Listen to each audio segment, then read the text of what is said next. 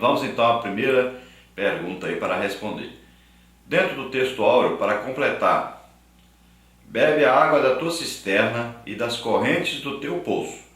Seja bendito o teu manancial e alegra-te com a mulher da tua mocidade. Provérbios 5, 15 e 18.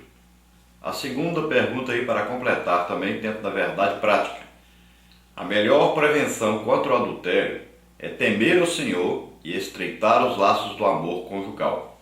A terceira pergunta aí é dentro do comentário da introdução da lição. O que tem facilitado muito para a possibilidade de alguém vir a ter um caso extraconjugal? O advento das mídias eletrônicas e, de forma mais específica, as redes sociais. As estatísticas demonstram esta triste realidade. A cada dia cresce o número de lares desfeitos e, juntamente com este fenômeno, as consequências nefastas para a sociedade. Pergunta número 4. A sexualidade é algo intrínseco ao ser humano. O desejo por satisfação sexual acompanha tanto o homem como a mulher desde sempre. Qual problema existe daí e qual sua solução? Então, o problema está na forma de expressão do desejo e em como é satisfeito. Segundo o entendimento mundano, não há regras para o homem e a mulher viverem a sua sexualidade. As escrituras demarcam um limite bem preciso: casamento legitimamente instituído por Deus. Pergunta número 5, dentro da primeira parte aí, conselhos sobre a sexualidade humana. Por que boa parte dos conselhos de Salomão dizem respeito à sexualidade humana?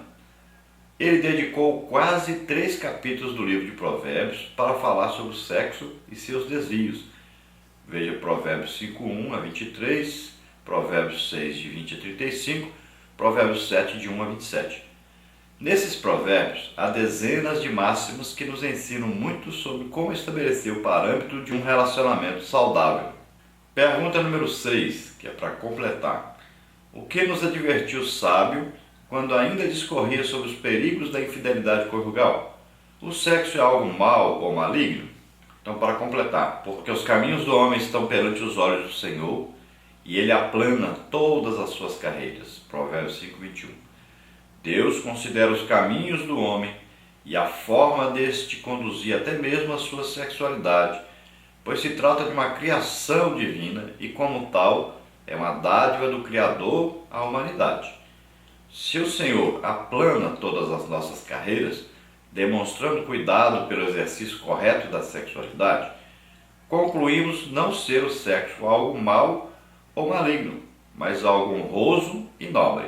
Hebreus 13, 4, 1 de Pedro 3, 7. Pergunta número 7. O sexo é uma predisposição humana. Como praticá-lo de forma correta? Ao iniciar a sua coletânea de conselhos sobre como evitar os laços do adultério, Salomão chama a atenção do seu filho para que ouça os seus conselhos e haja em conformidade com estes. Provérbios 5, 1 e 2. A admoestação é dirigida a um ser humano que, como todos nós, está sujeito à tentação. A fim de vivermos o gozo da nossa sexualidade nos parâmetros estabelecidos pelo Criador, que é o casamento, ouçamos o conselho do sábio. O sexo, portanto, foi criado por Deus para ser praticado entre um homem e uma mulher, mas somente no casamento. O sexo antes do casamento e fora do casamento é pecado. Agora, dentro da parte 2, as causas da infidelidade. Pergunta número 8. De onde vem a concupiscência pelo sexo fora do casamento? Um fato interessante salta aos olhos de quem vê os conselhos de Salomão contra a mulher adúltera em Provérbios. Não há referência ao diabo em suas advertências. O sábio não responsabiliza o anjo caído pelo fracasso moral dos homens, mas responsabiliza aquele a quem chama de filho meu.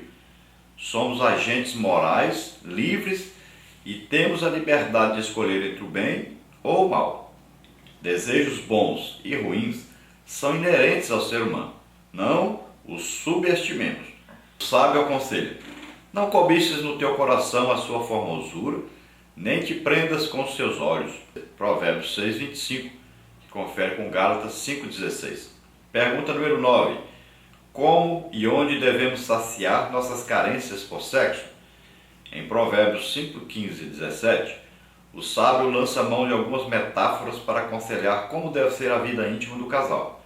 A frase "bebe a água da tua própria cisterna" mostra que o sexo não deve ser praticado apenas como um dever de um cônjuge para com o outro, 1 Coríntios 7, 3, mas como algo prazeroso, assim como é beber água.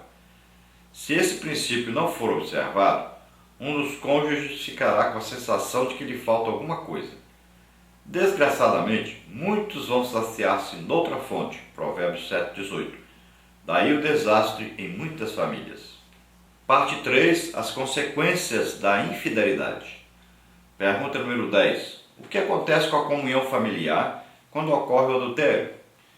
Uma das primeiras consequências da infidelidade conjugal é a desonra da família. O sábio avisa que o seu fim é amargoso como o absinto, agudo como a espada de dois fios. Provérbios 5:4. Esse fim amargo respingará nas famílias envolvidas. Veja Provérbios 6:33. O sentimento de vingança estará presente na consciência do cônjuge traído. Provérbios 6:34. Se pensássemos na mancha que a infidelidade conjugal produz, teríamos mais cuidado quando lidássemos com o sexo oposto. A pergunta inevitável é: Deus perdoa quem cometeu tal ato? Não há dúvida que perdoa, mas apesar do perdão divino, as consequências ficam. Provérbios 5, 9 a 14. Pergunta número 11.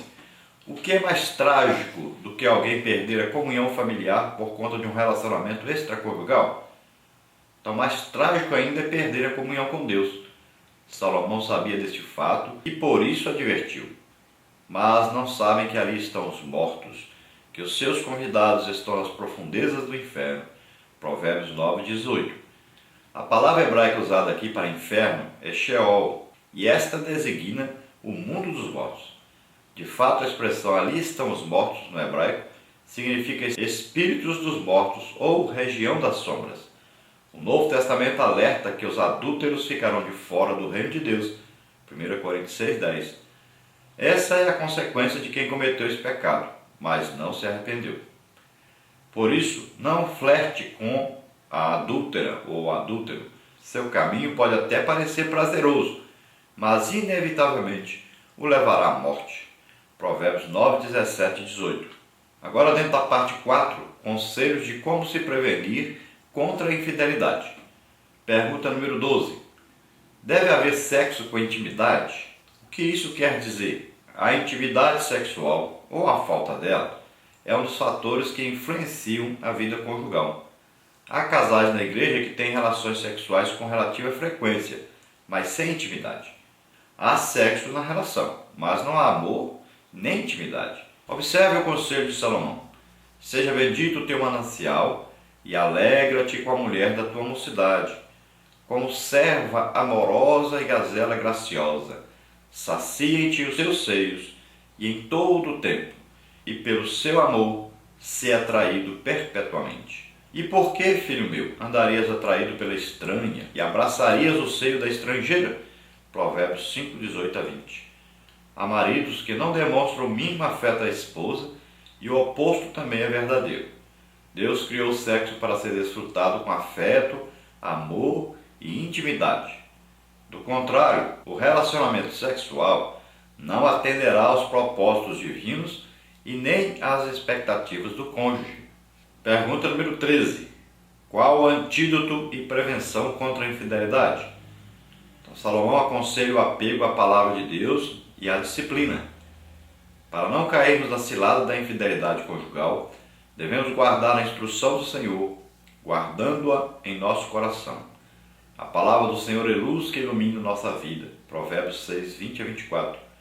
O homem e a mulher só estarão livres do perigo da infidelidade conjugal quando a palavra estiver impregnada em suas mentes e corações. O crente deve meditar na palavra de Deus dia e noite. Por isso, seja disciplinado. Agora a conclusão. Pergunta número 14, para completar. A infidelidade conjugal é o que Deus idealizou aos seus filhos. Sabemos que a tentação é uma realidade e vem acompanhada da natureza adâmica que herdamos. E ambas pressionam-nos a desprezar o santo ideal da fidelidade. Todavia, o Senhor deixou-nos a sua palavra com dezenas de conselhos, a fim de prevenir-nos quanto ao abismo chamado adultério.